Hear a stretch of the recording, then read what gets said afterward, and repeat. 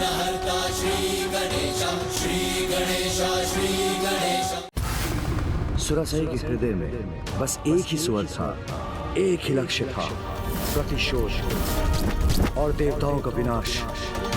पिता की चिता ने उसके क्रोध की ज्वाला को और भड़का दिया था।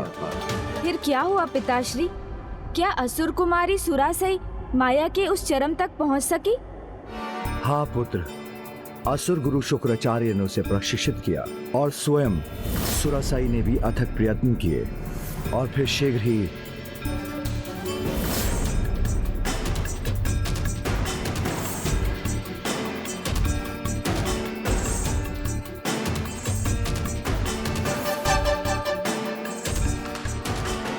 क्या मैं इतने समय से ध्यान में हूं कि रात्रि सब दोपहर हो गई है? प्यास लगी है, जल चाहिए।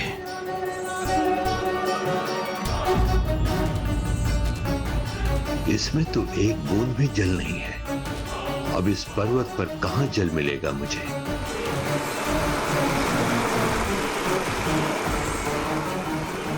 ये झरने की आवाज।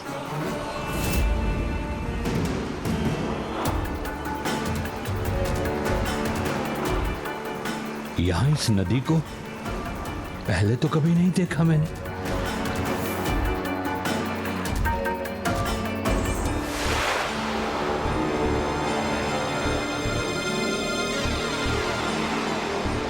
जल नहीं, इसमें तो मात्र कंकड़ पत्थर है।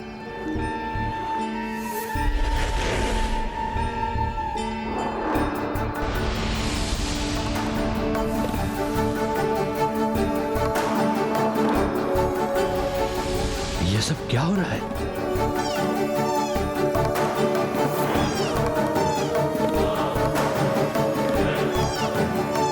मृगौर यहां? सुरासई,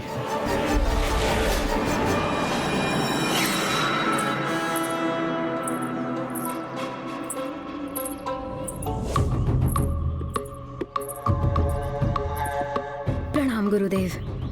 गुरुदेव, ये लीजिए जल। मेरी प्यास तो तुम्हारी सफलता से ही बुझ गई। तुमने श्रेष्ठतम आसुरी माया का रूप लेकर मुझे आनंदित कर दिया। ऐसी माया जिसे मैं भी नहीं पहचान सका। जल की धारा, रात्रि का दिन बनना, अद्भुत, सर्वथा अद्भुत है ये। गुरुदेव, ये सब तो आपके प्रशिक्षण का ही परिणाम है। सुरासई, यदि मैं तुम्हारा गुरु तुम्हें पहचानने में असमर्थ रहा तो फिर तुम्हें कोई भी नहीं पहचान सकेगा। इसलिए इस मायावी कौशल की पराकाष्ठा को छूने के पुरस्कार स्वरूप तुम्हें नया नाम देता हूं मैं, आसुरी माया। आसुरी माया, आसुरी माया। गुरुवर, आसुरी माया की प्यास तो तब तक नहीं बुझेगी जब तक वो अपने प्रतिशोध की अग्नि को शांत नहीं कर लेती। मुझे आपके अगले आदेश की प्रतीक्षा है। अब तुम्हें उस आसुरी वंश को जन्म देना है। ऐसी संतान के लिए तैयार हो जिसके स्वरूप के आगे सभी पद मुरझा जाए। ऐसी संतान जिसकी दहाड़ के आगे सहस्त्र सिंहों की दहाड़ भी शून्य लगे। ऐसी संतान जिसके आगे सहस्त्र गजों का बल भी व्यर्थ हो जाए। ऐसी संतान जो जंगली अज के समान हठी हो, जिसके उसके पद से कोई भटका ना सके। हाँ गुरुदेव, यही तो मेरी भी कल्पना है। क्या करना होगा मुझे? महान ऋषि जिन्होंने तप से अपार तपो शक्ति अर्जित की हो, वही तुम्हें ऐसी संतान दे सकते हैं। कौन है ये ऋषि? महर्षि कश्यप, महर्षि कश्यप, महर्षि कश्यप। ऋषि कश्यप? किंतु पिताश्री, ऋषि कश्यप को उस आसुरी कन्या ने अपनी सहायता के लिए मनाया कैसे? उसने ऋषिवर को मनाया नहीं, अपितु उनके साथ भी मायावी छल किया। जब वो वन में विचरण कर ध्यान का स्थान ढूंढ रहे थे, सुरासई को उनकी उपस्थिति का आभास हो गया और उस मायावी ने एक मायावी छलावे का निर्माण किया।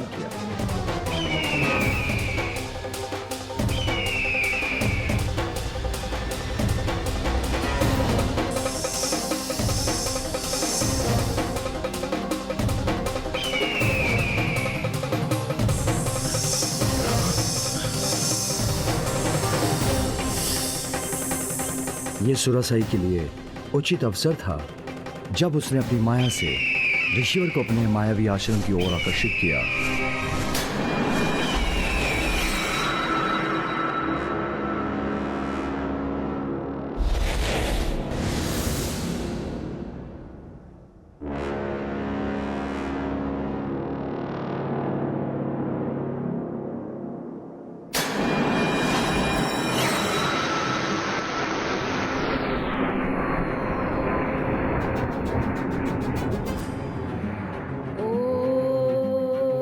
यहाँ इस वन में ओम के उच्चारण का स्वर कहाँ से आ रहा है?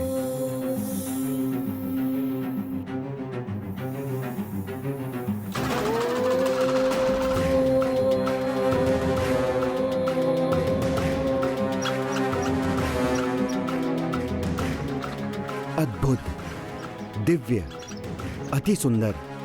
मेरे ध्यान के लिए ये स्थान सर्वथा उचित है।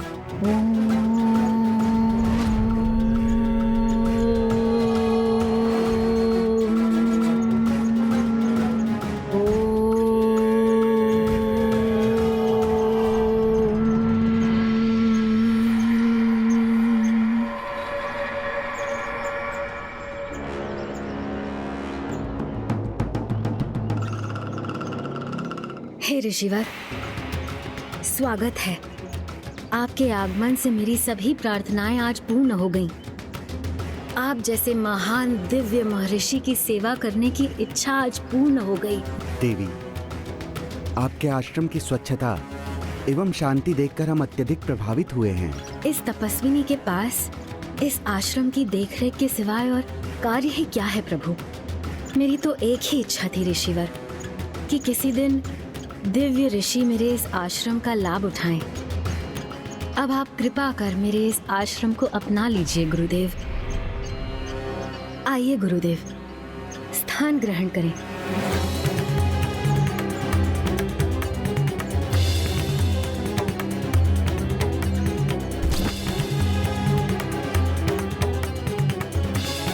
अपने ध्यान के लिए उपयुक्त स्थान ढूंढ रहे ऋषि कश्यप ने अविलंब मायाविनी सुरासाई के आमंत्रण को स्वीकार कर लिया। इधर ऋषि कश्यप उसके माया जाल में उलझे और उधर सुरासाई उनके साथ छल करना आरंभ कर दिया।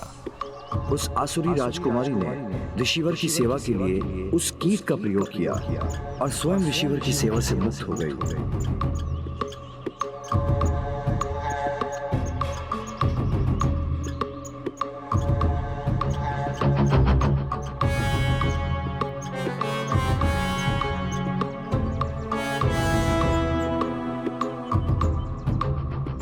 और फिर एक दिन ऋषिवर के नेत्र खुले।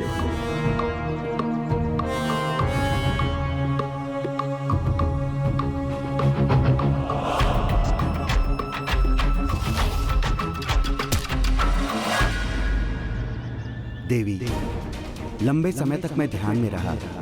आपने निस्वार्थ भाव एवं निष्ठा के साथ मेरी सेवा की है। आपकी सेवा से प्रसन्न होकर मैं आपको वरदान देना चाहता हूँ। कहिए देवी, क्या इच्छा है आपकी?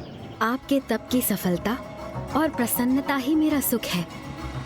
मेरी और कोई अन्य कामना नहीं है। सेवा का फल ना मिले तो वो अनुचित होगा। आप मुझसे अवश्य कुछ मांगिए, मुझे अत्यंत प्रसन्नता होगी। आपकी जो भी इच्छा हो वो निसंकोच कहिए। मैं आपको वचन देता हूँ कि मैं उसे अवश्य पूर्ण करूँगा। मैं आपकी इच्छा को कैसे टाल सकती हूँ ऋषिवर? तो यदि आप मुझ पर कोई कृपा करने के इच्छुक हैं ऋषिवर, तो मुझे अपनी अर्धांगिनी के रूप में स्वीकार करें। मेरी संतानों के पिता बनना। उचित है देवी, मैंने आपको वचन दिया है। जैसी आपकी इच्छा वैसा ही होगा। महर्षि कश्यप को अपने माया जाल में उलझाने वाली ये तो महामायाविनी थी। हाँ पुत्र, असुर गुरु शुक्राचार्य ने उसे आसुरी माया में ऐसा प्रवीण बना दिया था। और फिर उसके तुरंत बाद ऋषि कश्यप ने उसे विवाह कर उसकी प्रथम इच्छा पूर्ण कर दी। और जब उसकी दूसरी इच्छा पूर्ण करने का समय आया तो सुरासाई ने एक और वचन ले लिया। हमारे पुत्र असाधारण होने चाहिए, इसीलिए वचन दीजिए स्वामी, हमारे दिव्य मिलन के समय आप मेरे रूप अनुसार रूप धारण करेंगे। विचित्र बात है, इसकी क्या आवश्यकता है? किंतु जो मेरे प्रति समर्पित रही है उसकी इच्छा पूर्ण करने का वचन मैं दे चुका हूं। उचित है देवी, जैसी आपकी इच्छा।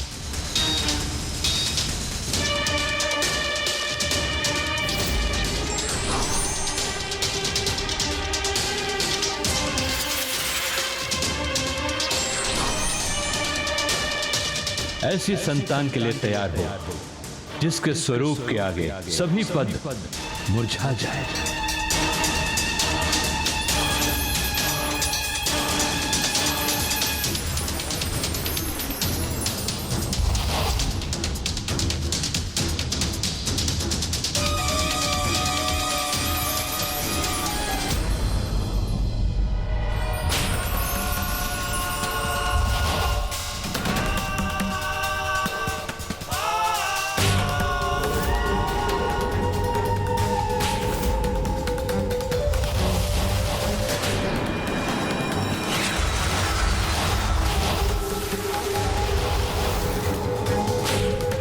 सहस्त्र पद्मों के समान तेजोमयी है मेरा पुत्र।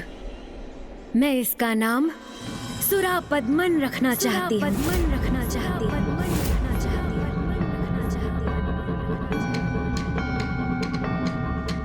ऐसी संतान जिसकी दहाड़ के आगे सहस्त्र सिंहों की दहाड़ भी शून्य लगे। अब इसने सिंहनी का रूप क्यों धारण किया?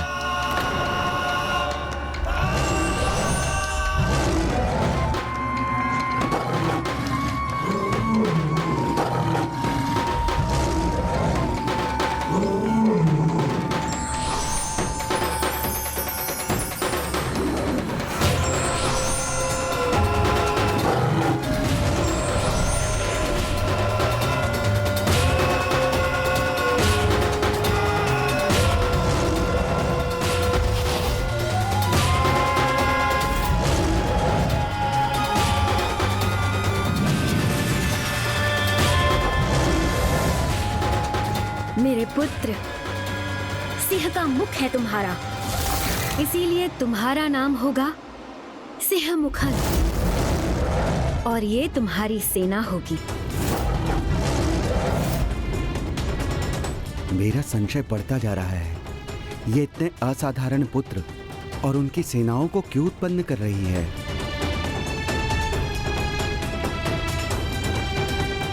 ऐसी संतान जिसके आगे सहस्त्र गजों का बल भी व्यर्थ हो जाए।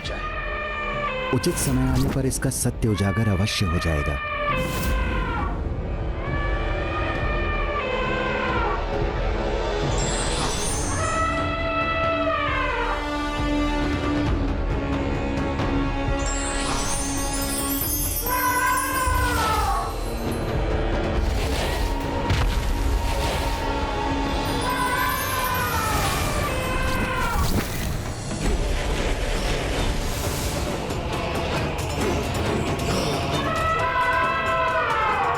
गजशीषधारी गजमुखन हो तुम पुत्र और ये तुम्हारी गज सेना।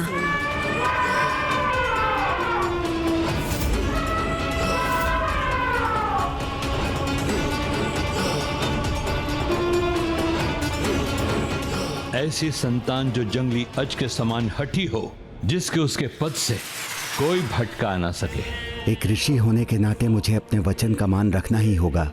परिस्थिति चाहे जो भी हो, उचित समय आने पर इसका सत्य उजागर अवश्य हो जाएगा।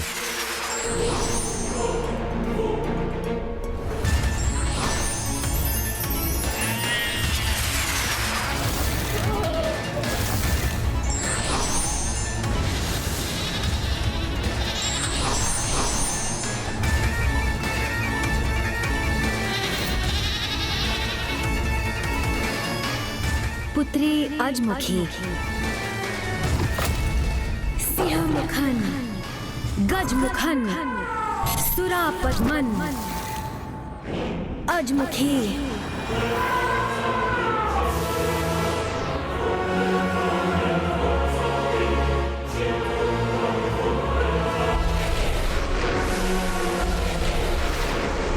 कोई कोई अनिष्ट तो नहीं करना चाहती है ये? प्रणाम पिताश्री, प्रणाम माता। कल्याण हो पुत्रों, सदा विजयी भव, सदा विजयी भव, सदा विजयी भव।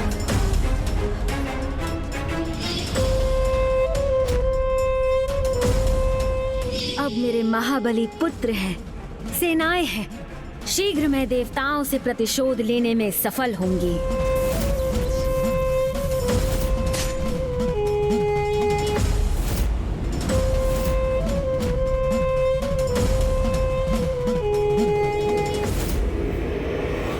ऋषि कश्यप जैसे धर्मात्मा की संतान होकर भी वो सभी अधर्म के मार्ग पर क्यों चलने लगे पिताश्री? ऋषि कश्यप ने तो प्रयत्न किया था कि उनकी संतानें धर्म के मार्ग पर चले, परंतु उसकी माता के मन में इतना विष था कि वो भी इससे अछूते नहीं रह पाए। धर्म का मार्ग कठिन हो सकता है, किंतु वो हमें अपने लक्ष्य तक सफलतापूर्वक ले जाता है। हम धर्म का साथ छोड़ देते हैं, उसी दिन हम अपने सर्वनाश का मार्ग प्रशस्त कर अपने विनाश को निमंत्रण देते हैं। इसीलिए हमें सदैव धर्म का पालन करना चाहिए। व्यर्थ है ये सब।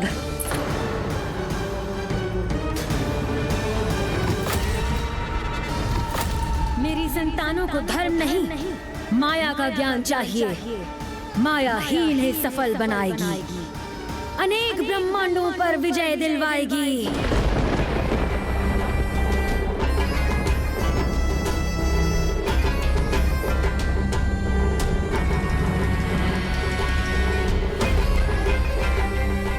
तुम एक आसुरी, तुमने छल किया है मेरे साथ।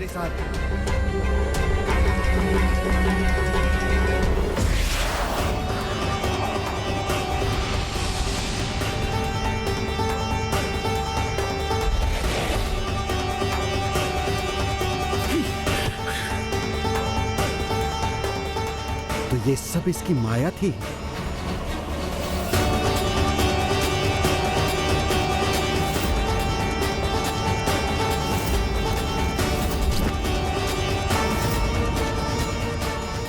ये तो असुरेंद्र की पुत्री है, जिसे मात्र प्रतिशोध चाहिए।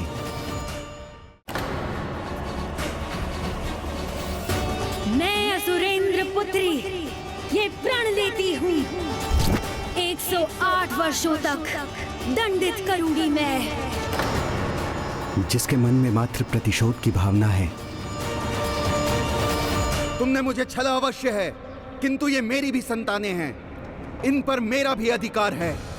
अच्छाई और बुराई के भेद को ये भी समझते हैं। अब निर्णय इनको करना है कि इनको अपने जीवन में किसका चुनाव करना है, सत्य या धर्म के पथ का, या माया के ज्ञान का।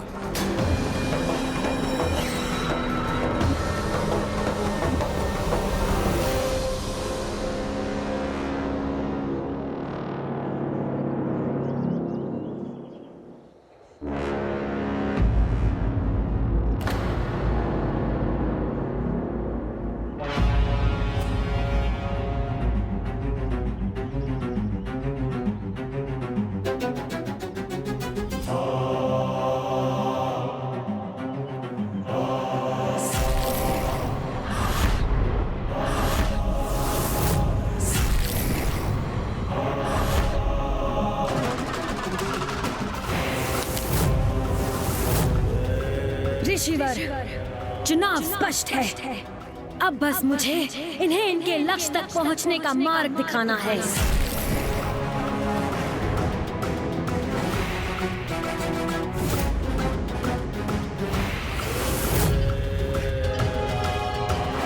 और यदि ये तुम्हारे बताए मार्ग पर चलेंगे तो इनका एकमात्र परिणाम होगा भयंकर सर्वनाश।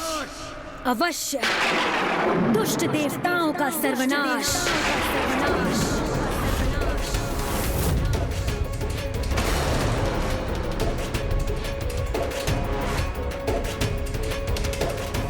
अपनी संतान के मन में उसी प्रतिशोध के बीज का रोपण करने के लिए उनकी मां ने अपनी संतानों को वो स्थान और उनके नाना की मृत्यु के दृश्य दिखाए।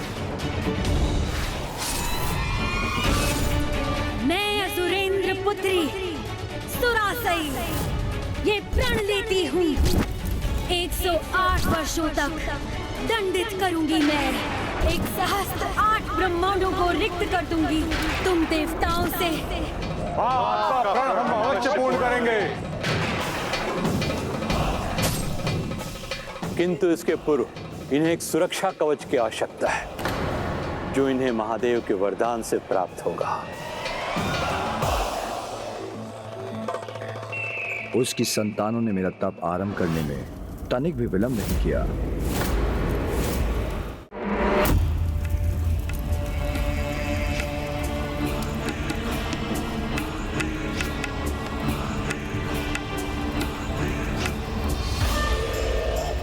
कदाचित प्रभु महादेव विशेष आहुति से ही प्रसन्न होंगे।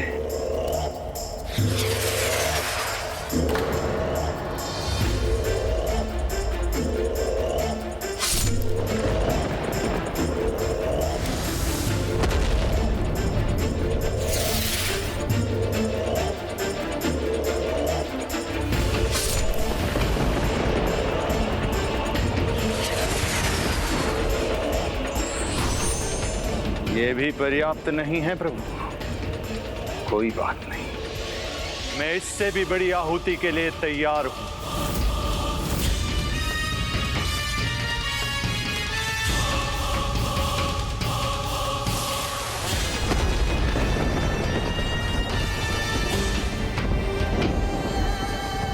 हमारे अग्रज के समान हम भी आहुति देंगे।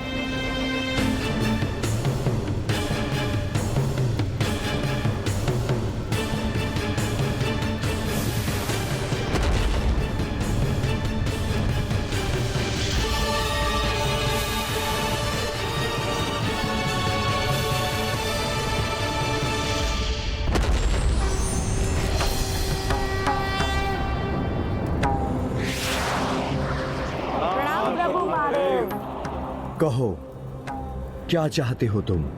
आप हमें अमृतत्व तो प्रदान नहीं कर सकते हैं महादेव, किंतु हमें ऐसी असीम शक्ति दे कि हमें कोई भी अस्त्र शस्त्र पराजित नहीं कर सके। मात्र आपका पुत्र, जिसका जन्म केवल आपके ही अंश से हुआ हो और उसमें उसकी माता का कोई भी भूमिका ना हो, वही हमें पराजित कर सके।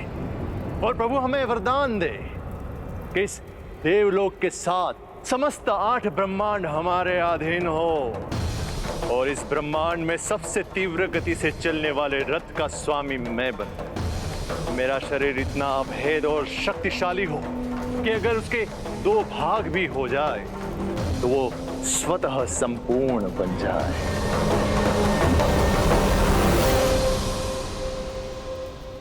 तथास्तु, तथास्तु, तथास्तु।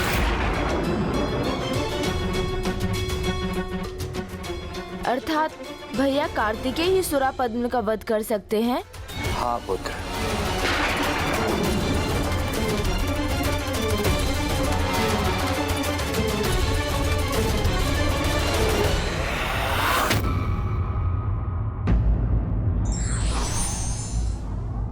शुद्ध चित्त सात्विक व्यक्ति के साथ किया गया छल प्रपंच अक्षम्य अपराध है।